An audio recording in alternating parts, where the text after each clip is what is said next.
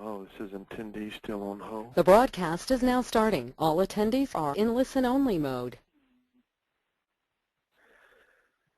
Good morning. This is Curtis Bernstein with Altegra Health. I appreciate you joining us today for our presentation, Optimizing Your Urgent Care's Business's Value.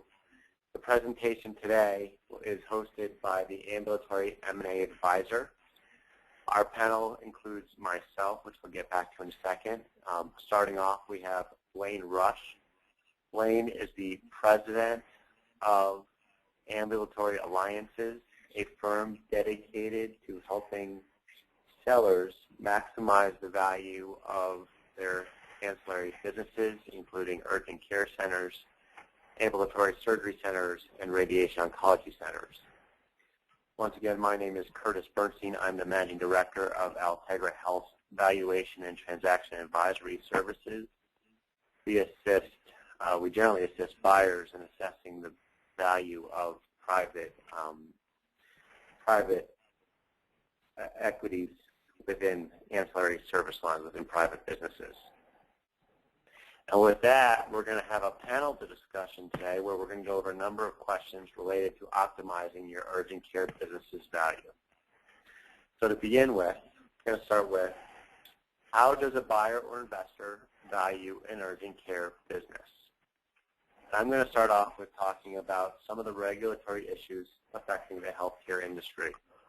So starting off, a lot of businesses within healthcare and a lot of arrangements are generally affected by what's known as the anti-kickback law and the physician self-referral law, also known as the Stark law. And under either of those, there's concern with paying a physician that otherwise would refer business to an entity for that business, and therefore to offset that, the laws require that any transaction involving referral sources be set at what's known as fair market value.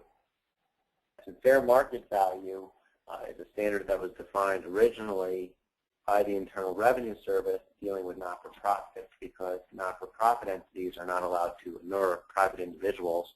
So generally when they do a deal, the deals have to be at fair market value. And it was defined in the Internal Revenue Service Rule 5960, so that's the 60th rule back in 1959, had to do with prohibition. And when during issue government was closing down distilleries and making sure that the owners of the distilleries were getting fair market value for their business. That definition, fair market value, is defined as what a willing buyer and willing seller would pay for a business having knowledge of all the relevant facts.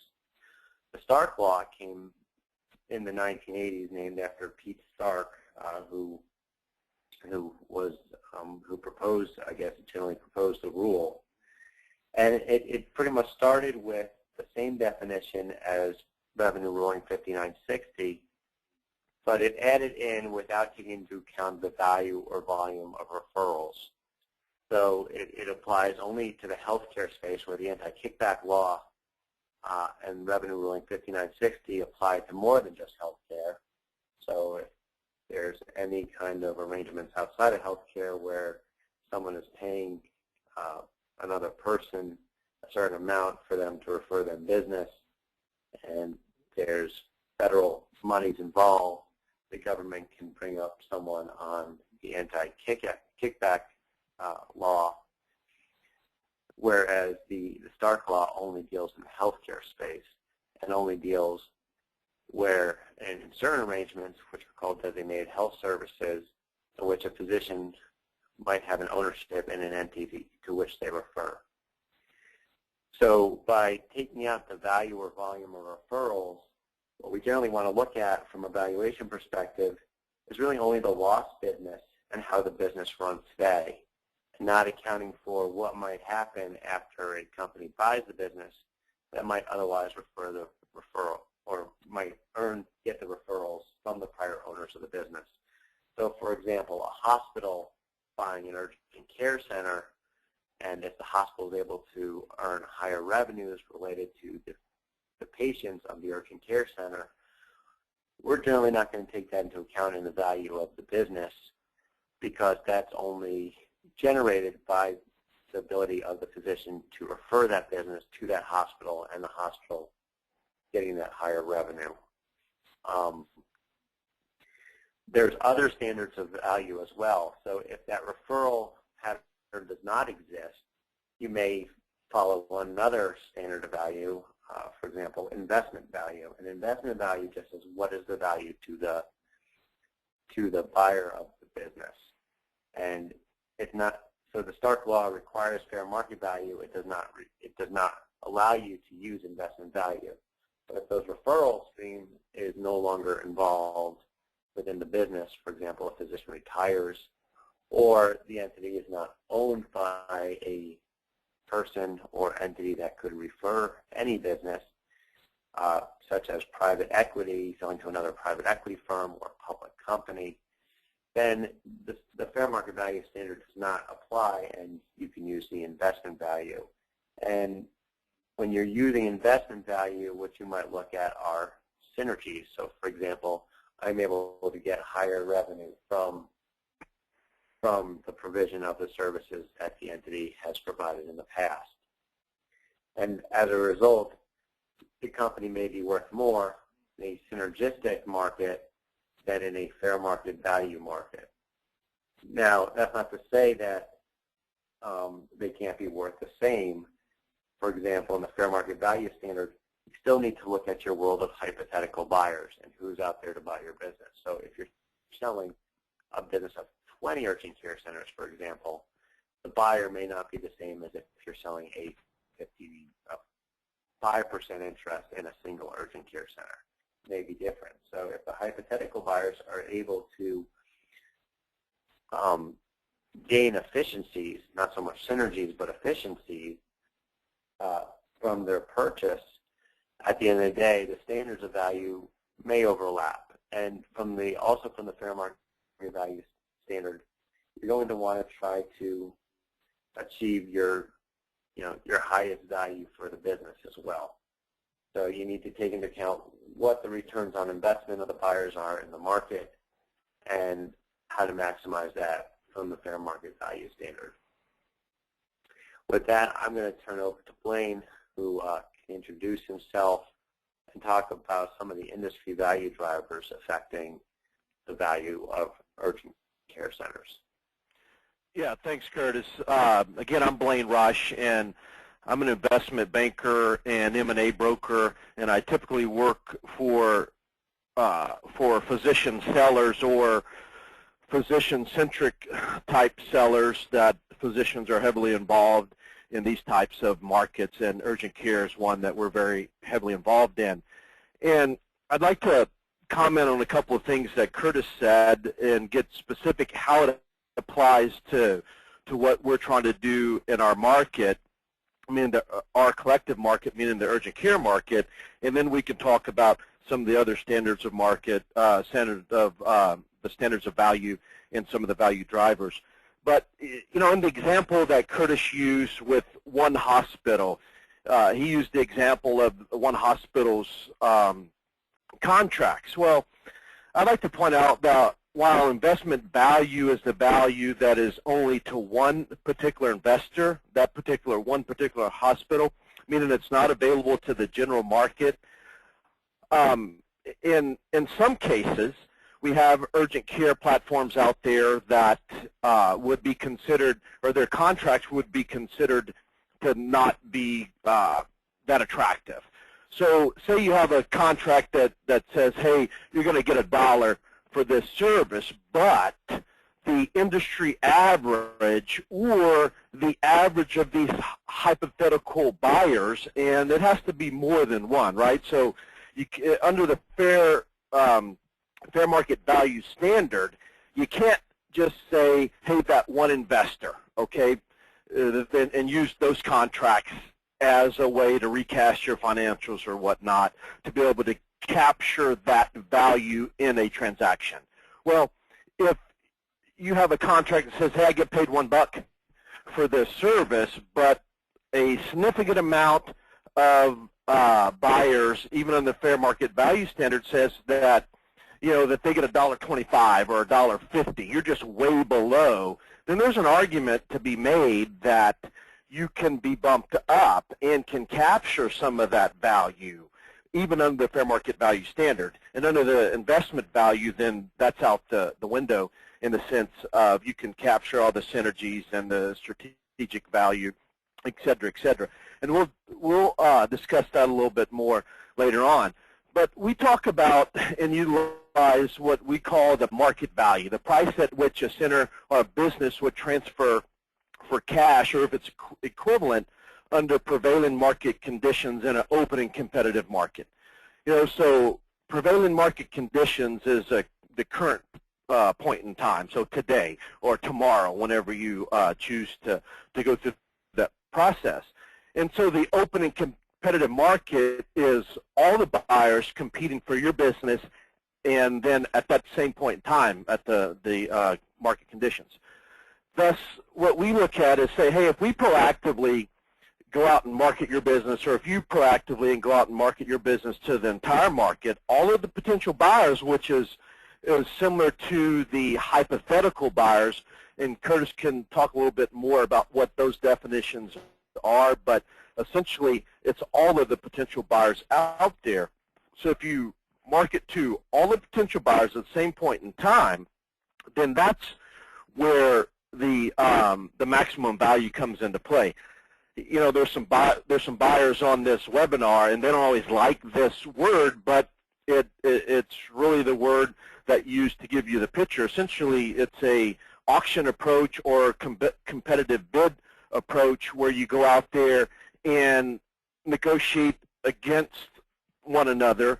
You push the entire market up whenever you go out and get competition going amongst the buyers, and then you're able to shift the fair market value spectrum of the buyer pool up a little bit, because now they're competing, now you're negotiating, now you're maximizing all of that value and capturing that value, because you're going to everybody at the same point in time and making those guys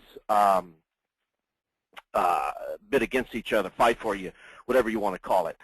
And outside of those things, some of the value drivers that are here in this market and that the buyers look at, and we'll talk more about, hey, there's no such thing as a national buyer within this market, because in the growth curve of the urgent care business, we're still kind of new. Now, we'll see later on, 2015, 2016, you'll see some of the larger guys probably, I predict that they'll start consolidating and they'll be able to cover the majority of the U.S., but we don't have any now. So those guys, what those guys look at is say, hey, do we have assets near or around those centers?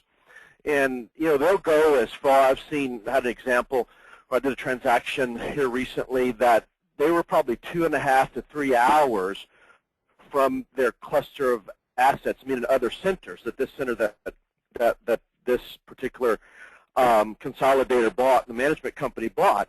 And that's a stretch for a lot of these guys, but this center was very attractive and, hit 110 patients a day, that type of stuff, so it made it a little more attractive.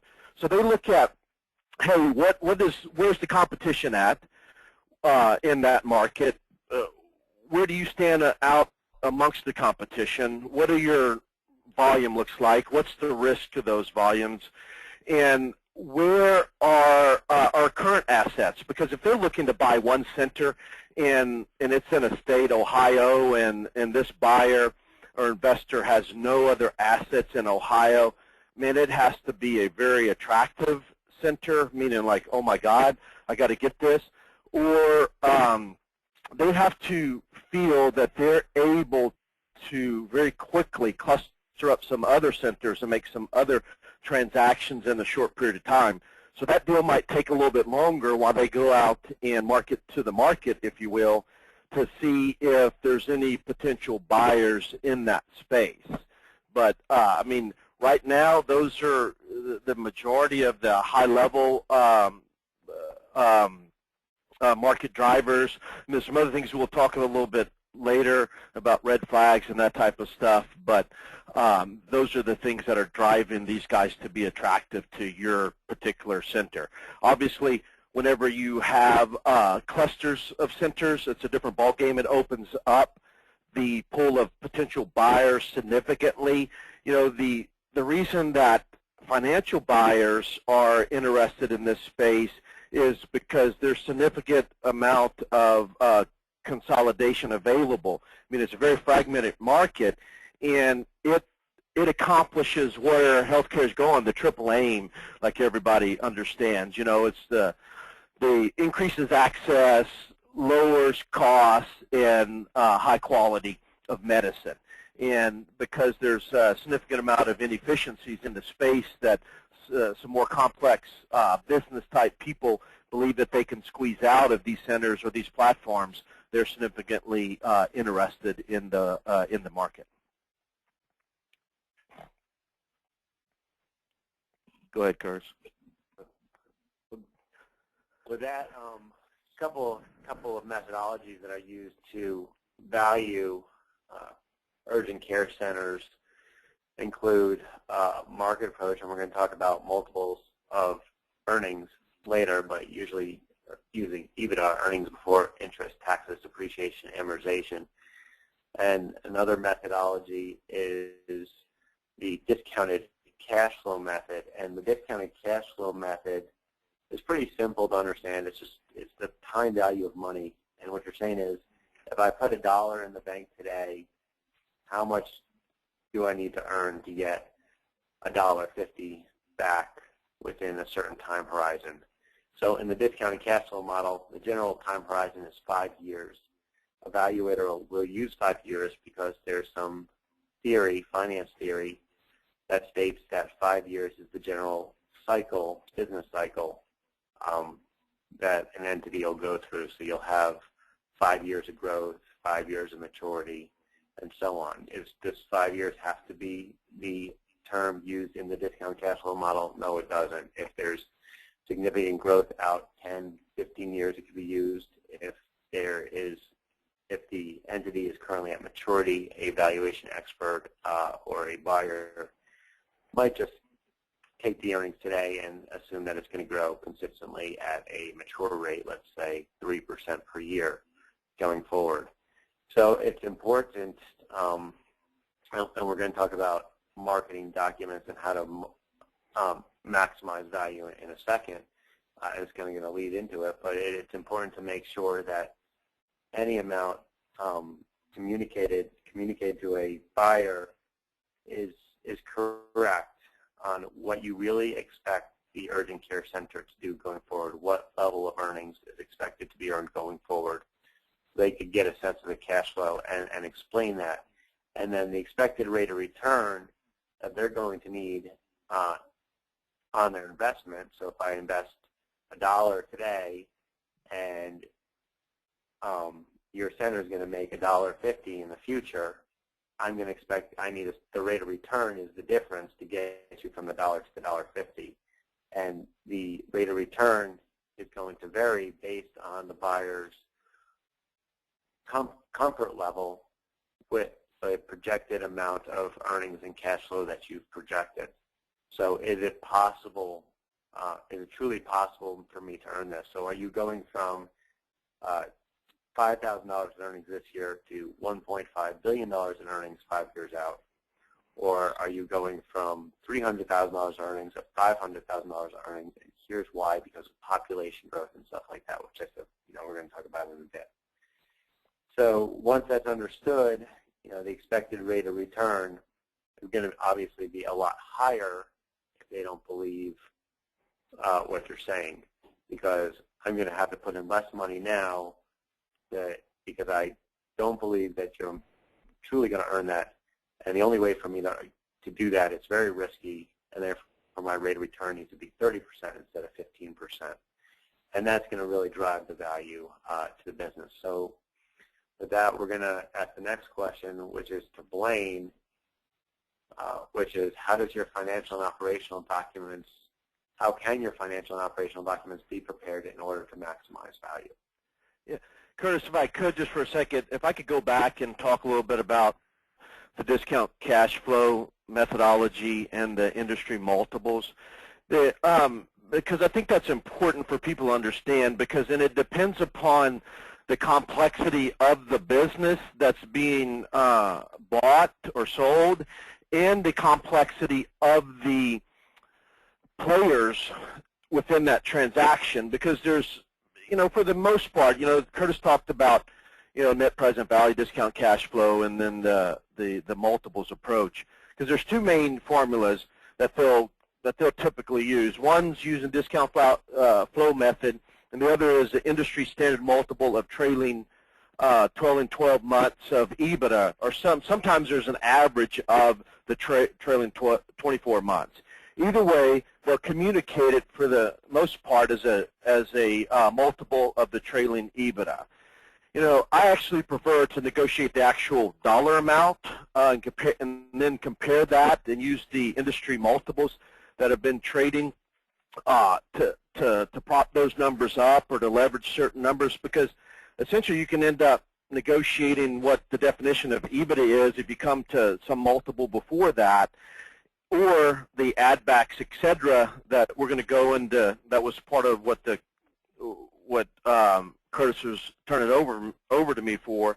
But the discounted cash flow, like you said, takes typically about 5 years, and they use future free cash flow projections, and then they discount it to the present value. So you add in a growth rate that says, hey, we expect it to grow this amount, this percentage, year over year over the next 5 years. And that's why, because take notes, because this is why your financials and operational data needs to be clear and correct. You need to know when a new service was started or when a new center was put into service, because the growth is different for new centers and new services. And you can add different growth rates to different centers and different services within a center. They'll then reduce that by the cost of capital, reduce it by adding a discounted rate, meaning that, hey, we project that it's going to grow this amount percentage per year for that center, for that service. We anticipate it's going to grow this percentage for this newer center that should have a higher growth rate tied to that, and that's a point that you need to take note of whenever you're selling multiple centers, and you need to be conscientious of that, because that's one of the arguments that you're going to use. But there's a potential that we get it wrong, and that's why you have the discount rate in there. Is, man, well, we're very aggressive over here, but hey, we could get it wrong, so here we have to put in this discount rate. And then they'll put in reduce it by the cost of capital, et cetera, et cetera. And then they'll come up with the net present value. The challenge with the discount cash flow methodology, and Curtis hit on it, is that essentially garbage in, garbage out. That's why a lot of this stuff that we're about to talk about and these ideas and thoughts are very important, because the financials and the other operational data needs to not be garbage, or you're inserting that into a formula and you'll end up with much lower selling price than you could have if you would optimize all this stuff. So it needs to be clean and clear, and also need to understand the adjustments or the adjusted EBITDA that be talked about today, because that's your best starting point. Some of the buyers that are on here, they'll argue the other way, which is fine. Sane minds will come to a point of agreement at some point through the process. But it makes all this a little bit easier, and even makes it significantly easier for the buyers, because the financials are clean and clear, and they get a better understanding versus all this cash dumped in and all this expenses dumped in. And so they appreciate that as well. So if you look at, and I'll hit on the financials, but I'll let Curtis speak more to that, because he's a CPA and all that type of stuff. But you want to have your financials where a buyer is able to come in, or a lender, even if you guys are trying to expand, get loans, etc., you guys got to be able to make it look, it's got to be obviously honest stuff, but it needs to be put in its easiest readable format for those guys, not for you, because you live it and breathe it every day. They don't. They're walking in, and they need to understand in 15, 20 minutes by just glancing at your financials to see, yes, this is something that I need to invest a significant amount of time into, digging a lot deeper. So essentially, say you have, just for example, 5 centers. Well, you want to have center A, center B, C, D, on down the line, organized. You want say you have 5 different service offerings for each center. I'm just making these numbers up as far as different service offerings, because there's a lot of people that have one, meaning they just do urgent care, and I get that. But say that they have urgent care, they have occupational medicine, they have PT, infusion, whatever. So each one of those centers need to have its own line within the financials, and then underneath that, each one of the services has to have its own line, the income, and same thing with the expenses.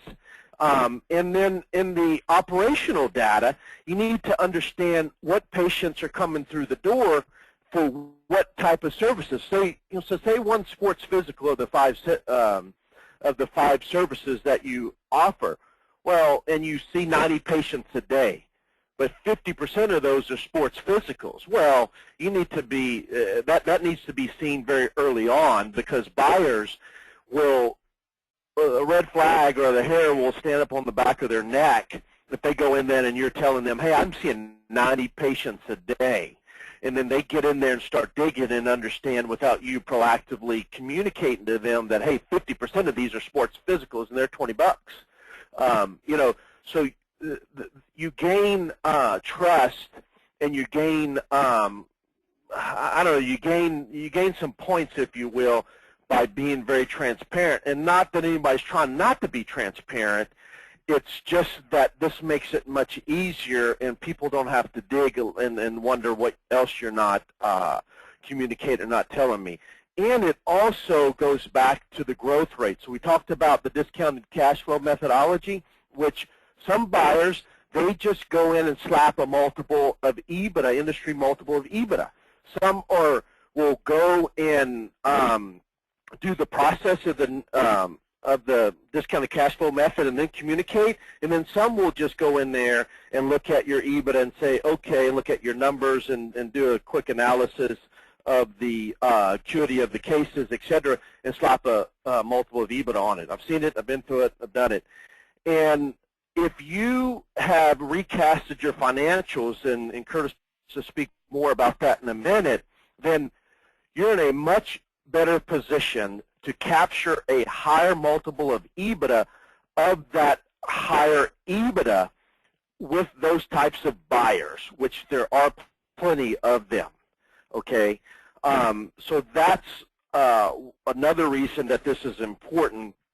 But getting back to the to the discount cash flow and the growth projections is that, say you have 5 centers, one's 10 years old, or a couple of them, 8 and 10 years old, and then you have 2 that are 3 years old.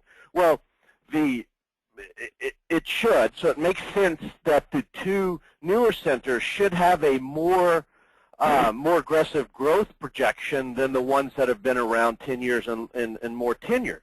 But if you don't have this separated out in by the operational data to say, hey, when this one came online and what this center's producing, the newer centers are producing versus the older centers, they're going to apply the most, even valuators, buyers and valuators are going to do it, because they're not going to, they don't have the time nor do they have the knowledge to go dig deep past all of this information to figure it out themselves.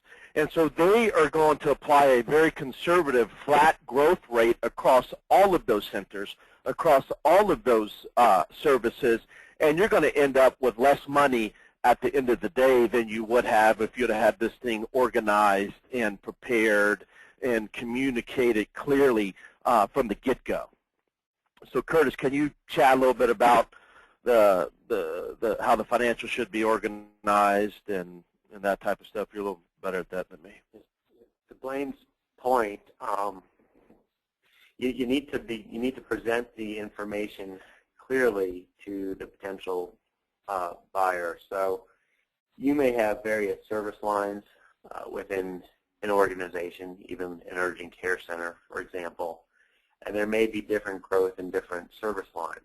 You may have just added a service line, for example, and it may be in a very early ramp-up stage. But if all you present is just one professional collections revenue line on an income statement, a buyer is not going to know that anything's in the startup phase, anything's in the mature phase, or where things are. If you, for example, an urgent care center, you may have been open on Saturdays until 1 p.m., and you may have just been decided to be open all day. You may have evening hours that have just been added, and that may be very successful for you. But if you combine that, if you have $3 million in mature revenue, and you've just started that, and it's $200,000, and it goes up from $200,000 to $300,000, well, then you've just gone from $3.2 million to $3.3 million, and all you've shown is a 10% growth, when in reality, the after hours is a 50% growth. So what you want to do is you want to recast your financial statements. We could actually go, I guess, to the next question on how do valuation experts recast normalized financial statements and combine that with how to present it. So you want to recast your financial statements in a manner where you're showing the different service lines over time and try to break that out using billing reports is a great example. So from a valuation perspective, we're going to ask for billing reports, but you're not going to see exactly what's going on. So if you're thinking of selling, it probably makes sense to start tracking that early. So it's a lot easier to break out than, on the day you're looking to bring in buyers, you're going to have to dig into these billing reports and break everything out, which is a lot more work than if you set it up now if you're looking to sell 1 or 2 years down the road. Then from the normalization perspective, we look at all of your expenses, and we make sure that all of your expenses are reasonable. So, for example, if you own an urgent care center and you employ your son or daughter as an administrator, and you pay your son or daughter, your urgent care center is doing very well, you pay your son or daughter $300,000 per year as an administrator. Well, in reality, the buyer may not need a $300,000 per year administrator. The administrator might be $100,000 per year. Well, right there is about $200,000 in cash flow that the buyer should be able to pick up. And if you're worried about your son or daughter, you probably should talk to the buyer about positions post-acquisition, whether it's in that center or outside, because the chances are that buyer is not going to have an interest in paying an administrator $300,000 a year. Other just everyday expenses, if you're going through the transaction, you're going to incur a lot of legal fees and consulting fees. Well, those should be removed. Anything that's a one-time expense and is not going to be recurring is generally normalized out of the financial statement.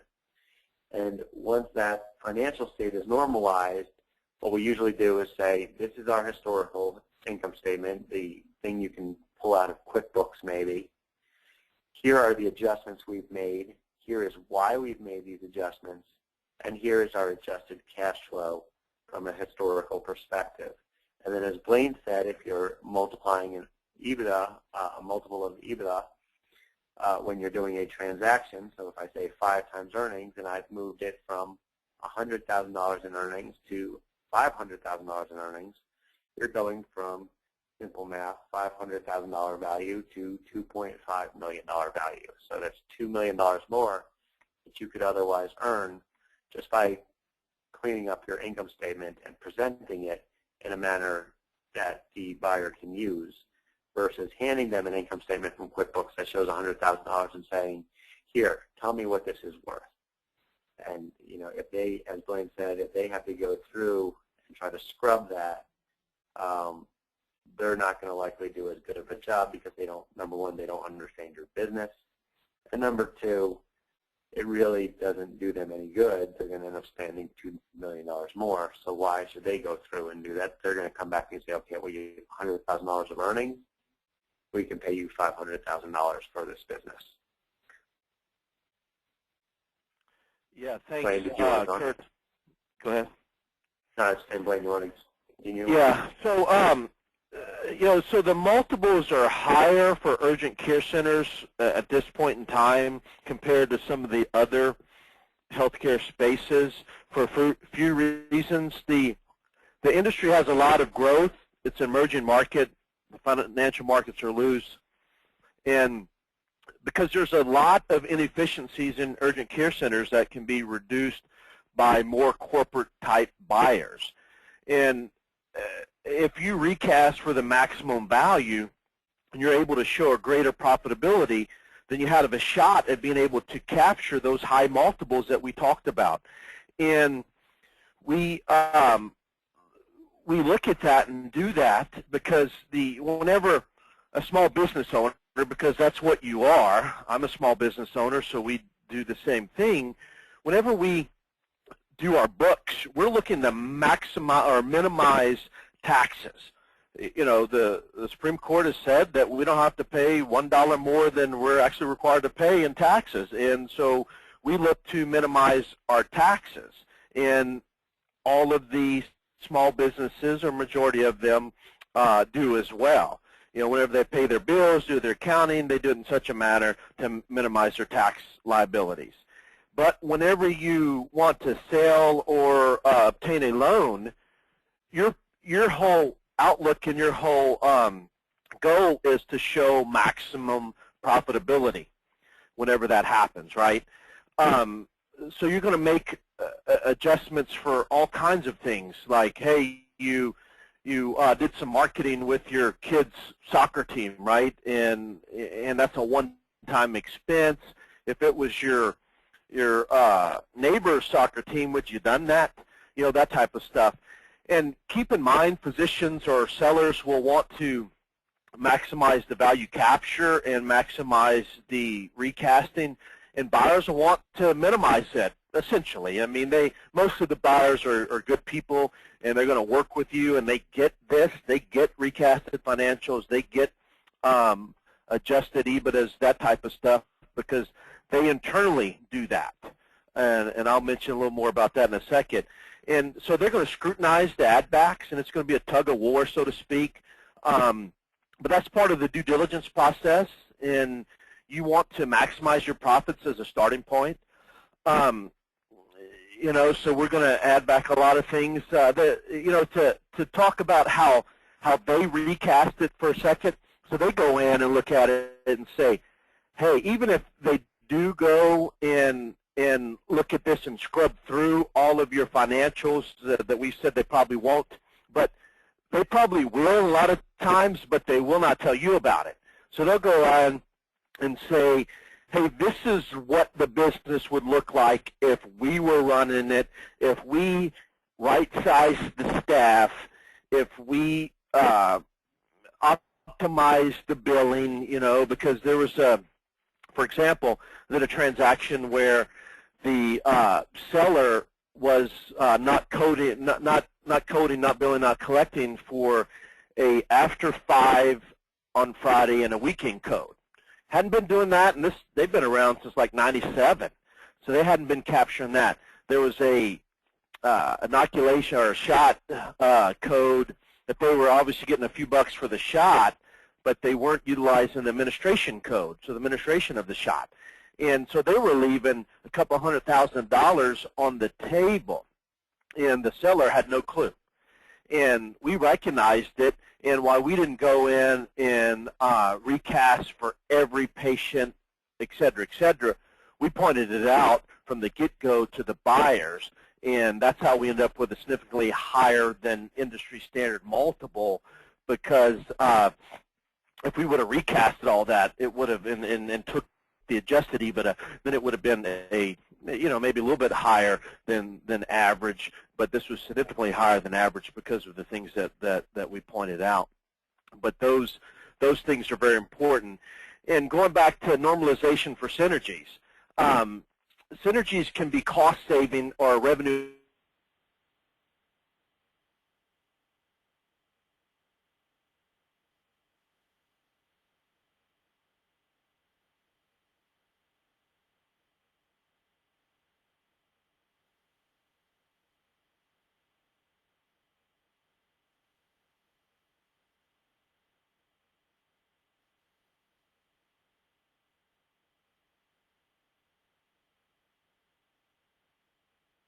of those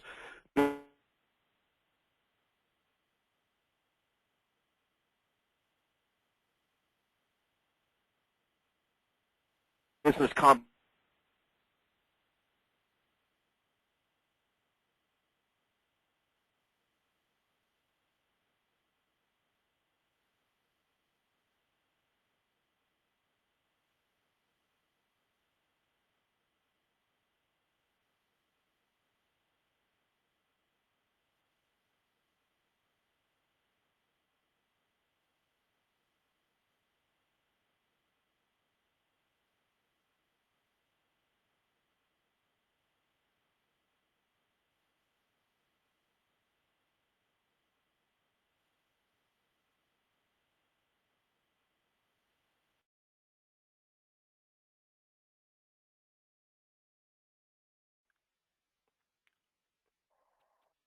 No, not on that.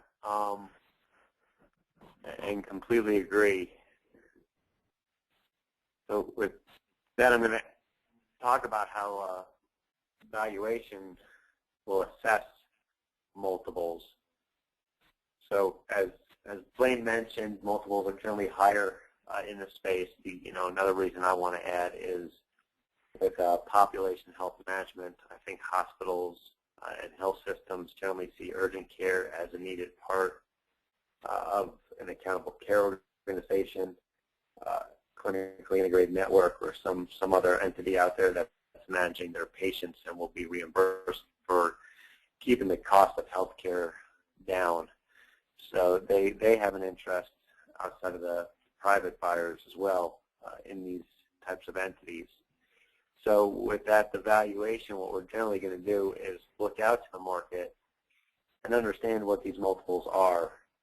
If you look at a valuation report, one of the big issues that you have is there's not a significant number of publicly reported transactions out there in any real healthcare space outside of hospitals. So whether you're dealing with surgery centers, radiation oncology centers, urgent care centers, a lot of smaller transactions, and the people that are doing the transactions are not saying, we paid X multiple of EBITDA for this deal, and this is how much EBITDA they had, this is how much revenue they had, and debt, and all the other information you're going to need to assess the comparability of that transaction to the entity that is part of this, a specific transaction that you're involved in currently.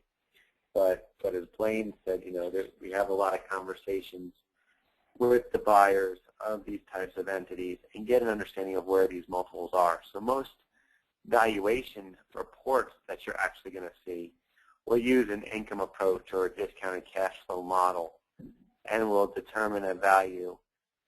And then when you compare that back to EBITDA, as Blayne mentioned, the trailing 12-month EBITDA, you need to say, do the multiples make sense for what you're buying?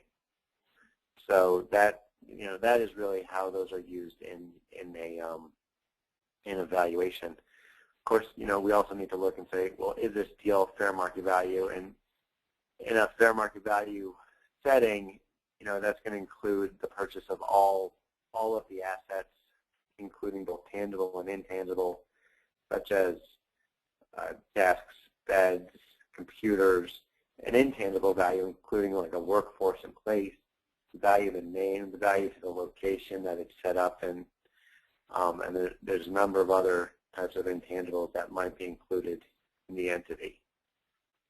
Did you want to talk a little bit about that, Blayne? Get into who's buying? Yeah, so just real quickly, because the last question has a significant amount of time, we might have run it over a little bit. So how valuations assesses multiples. So I'll talk about, how does buyers and sellers do multiples, and we hit on it a few seconds ago, where, so the buyers are going in and say, hey, this is, they have a number in mind based off of, depending on what type of buyer. They might have debt, so they have debt covenants that say, hey, you can't pay more than 4.5 multiple of adjusted EBITDA, meaning that adjusted to as if they were running the company themselves. So they'll say, so they have debt covenants, which is contractual, rules or laws, whatever you want to call it, that they agree. It's through a contract that says, hey, we're going to give you this debt to go out and buy these centers, but you can't pay any more than 4.5 multiple. Well, they're going to go in and say, okay, we're going to collect all this information, and they're going to recast it as if they are buying that center, and look at and say, okay, we're going to make this offer based off of 4.5 or whatever it is. I'm just making those numbers up there of what it would look like, the profitability, the EBITDA would look like if we were running this business, and then they'll give you an offer, and they might communicate it as a multiple of EBITDA, it might not, and it might just be a dollar amount, and then you'll look at it and say, okay, my EBITDA based out unadjusted is 200, but here they are, they're giving me a $1.6 million for that. That's an 8 multiple, right? And you say, man, that's a high multiple for one center. Well, that tells you a lot about the inefficiencies that they found, or that you were able to point out that you already knew. And so they'll go and do it that way. And then obviously so look at internal, external multiples, that, hey, if you go ask that buyer, hey, how much did you, I heard you bought Dr. Joe's urgent care center, and they'll say, hey, how much you pay for that? Well, we paid a 4.5. And then you ask Dr. Joe, hey, I heard you sold your urgent care center. No, you're not supposed to tell anyone, but what'd you sell it for? And he's smiling, thinking that he did a lot. And he said, well, I sold it for an 8. And then you wonder, you look confused, someone's lying. Well, they're not necessarily lying. It's the way that people define what they're talking about. And so multiples are very deceiving in the sense that it's what a multiple of what, and then it's really, and that's what he's talking about, the comparables, and the problems with the comparables is that you don't have all the information, because what if you kept all of the accounts receivable and you had no working capital contribution required, versus one that said, hey, you keep all the accounts receivable, but hey, you have to put $170,000 worth of working capital into this, but hey, we're going to pay you this amount of money. Well, in reality, you have to subtract the 170 from that amount of money, but some people can look at it and say that they got a lot more money for the transaction, a lot higher multiple. And we always joke that multiples, when people talk about multiples, that's vanity, meaning that's ego, versus dollar amount, that's sanity, meaning that's the money in your pocket we're going home with after you pay Uncle Sam, right? So that's the difference in why some of these rumors and these water cooler talks happen out there, and you look and you say, man, something's not right, and I'm confused about that. That's a little bit of background into that. Curtis, I guess I'll start on who's buying and investing in urgent care businesses and what they're looking for, or do you have anything else to say about the multiples? No, I mean, the only one thing I can add about it being deceiving, the one thing that I've seen in the past is when real estate's involved. That makes it even more confusing, because sometimes the real estate can be pretty valuable, and it might drive up the multiple as well. So, as I mentioned before, one of the issues of just relying on transactions without having any knowledge of the transaction is you don't know what's included. And did they assume the debt? Did they leave the debt? Those kind of things as well. And with that, Blayne.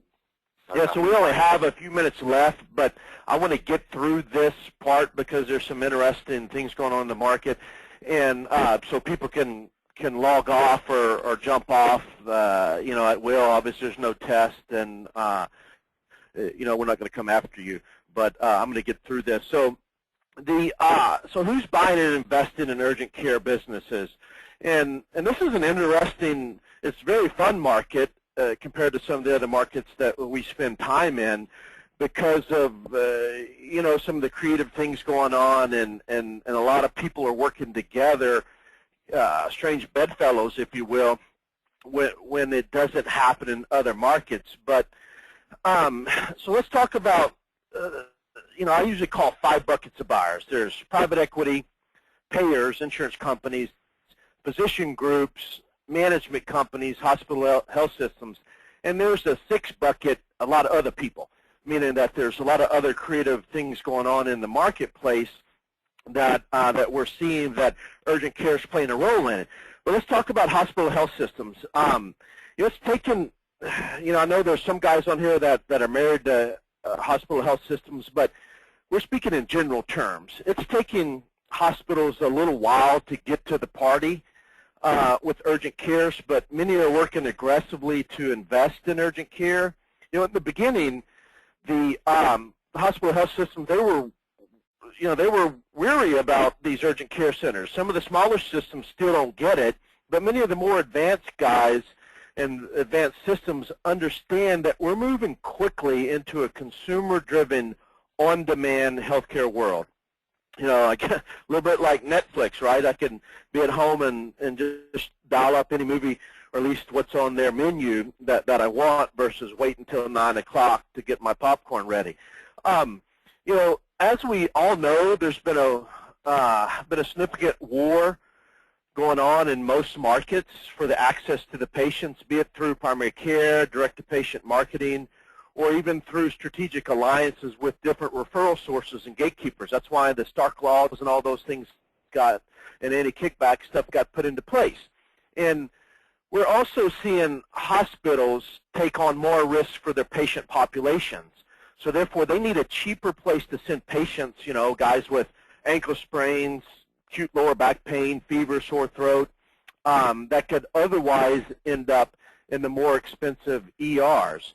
So with the emerging urgent care market, the hospital health systems are actively pursuing those relationships and transaction. I foresee a significant game of tug-of-war between hospitals and management companies and I think payers, because I think we'll talk about that a little more, but the lines are getting blurred. Are you a payer or are you a provider? Are you a provider or are you a payer? Meaning that you see these provider systems creating their own insurance products, if you will. And so getting back to the access to the patient concept, hospitals are looking to expand their market by putting flags in the ground in these outside markets, and this is, in their mind, a cheaper way to go about that, because the actual physical plant of an urgent care center is obviously significantly less than some of the other marketing or putting a small hospital or any of that type of stuff out there.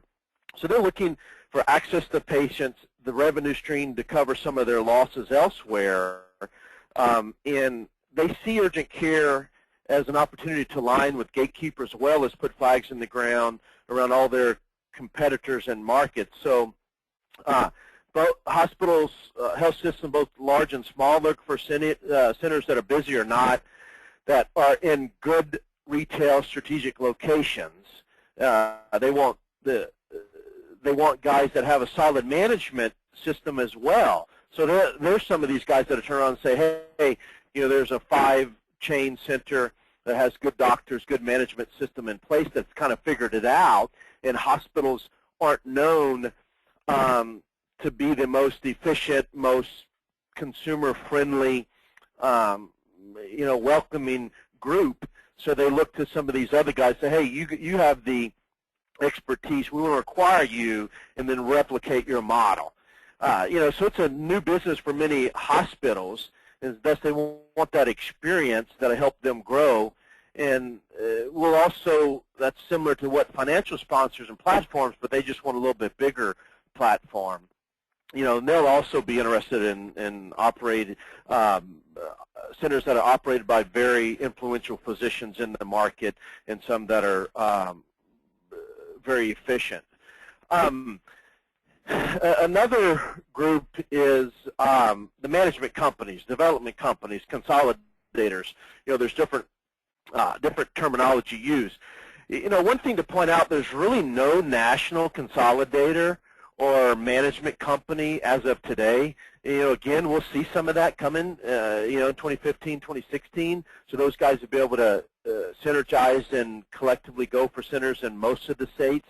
But that's been one of the, in my mind, industry's weakness compared to other outpatient markets. But it's really because of we're in the earlier growth stage or life cycle of this business segment.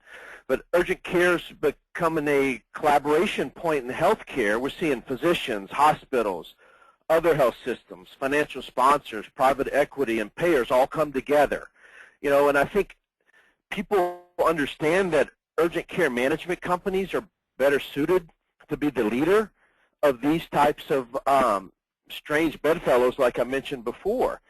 And because they are seen as a collaborator, non-threatening, than some of the other traditional healthcare players. I've been in healthcare for a while, getting some gray hair, but physicians don't trust hospitals. Hospitals don't trust physicians. Yada yada yada.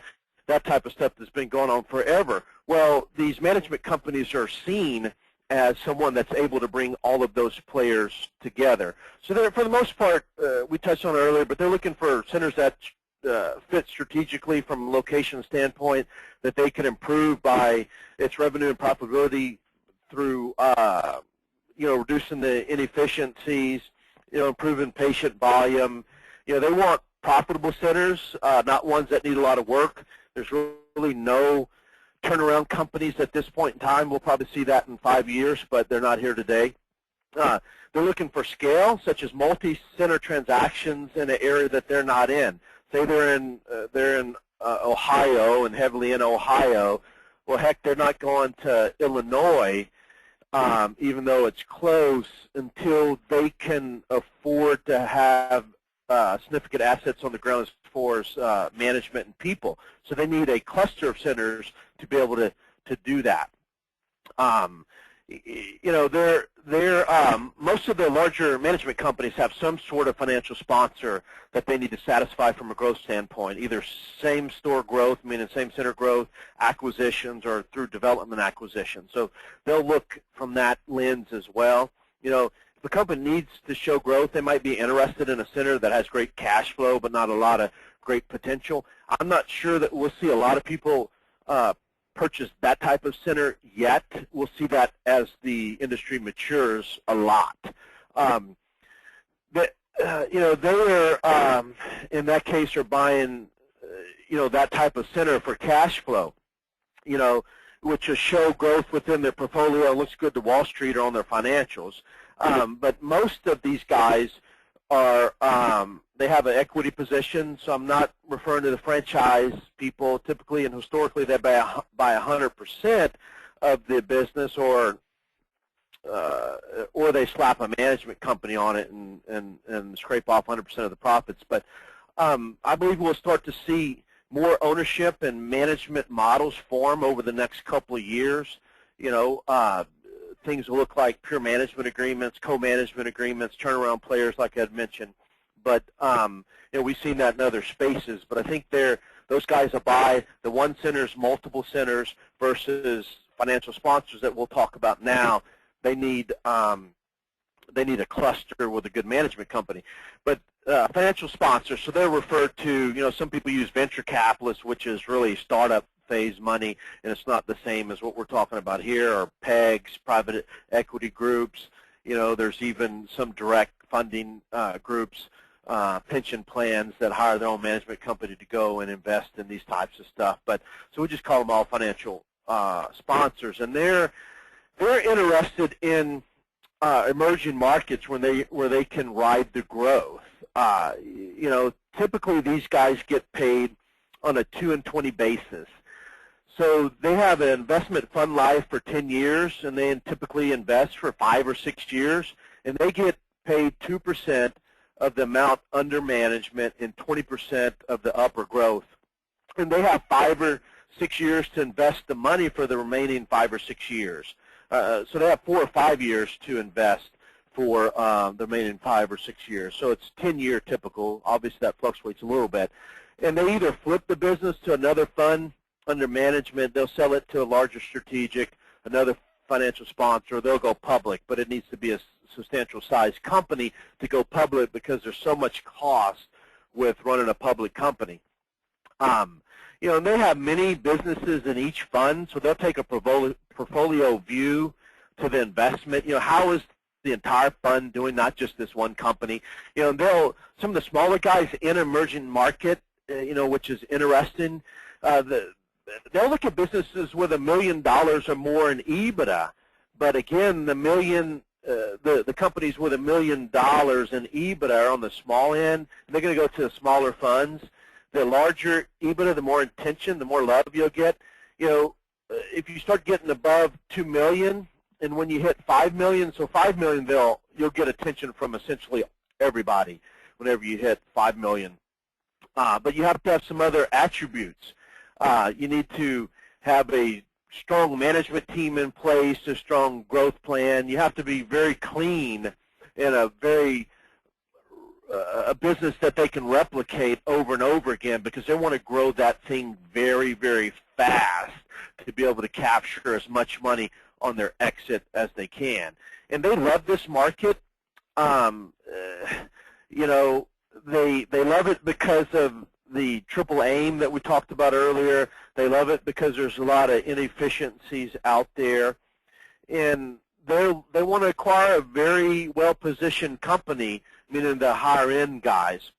And they'll look at the financials first, and if they don't like the financials or they can't understand them, like we talked about earlier, they're not clean, clear, not much else matters. They're out.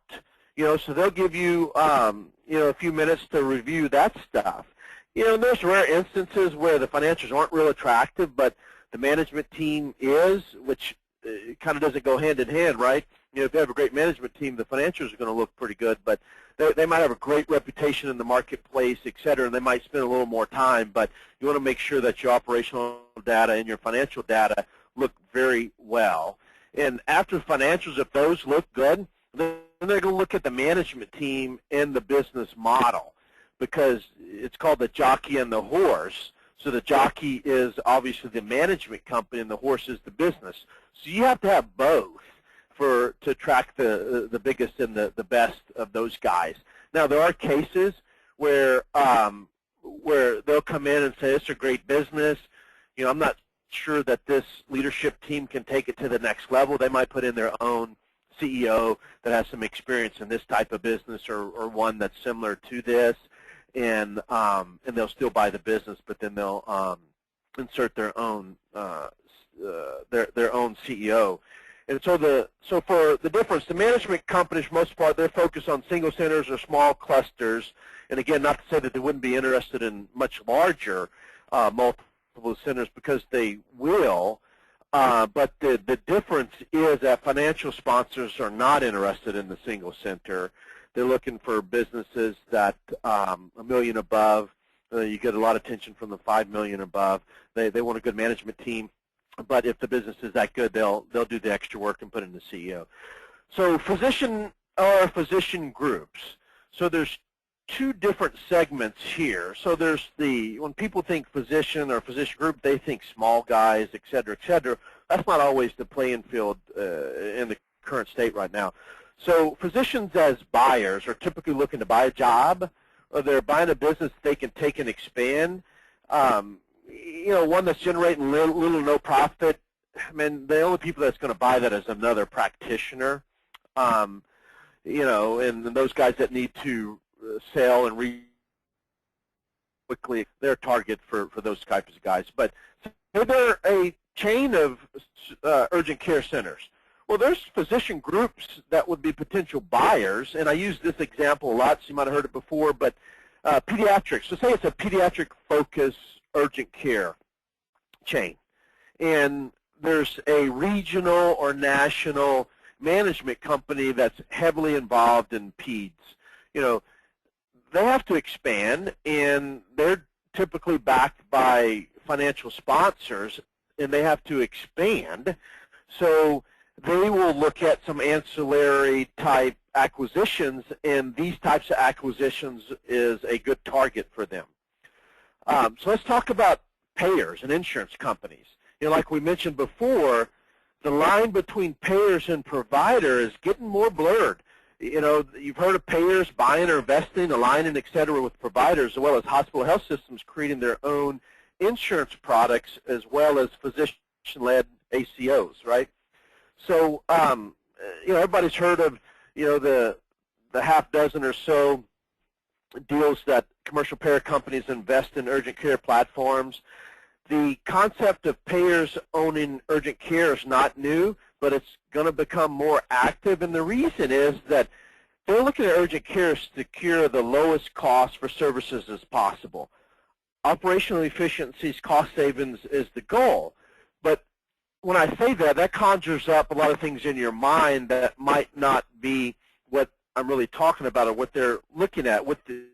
Because with the new insurance laws, insurers are required to spend a large percentage of their premiums on care.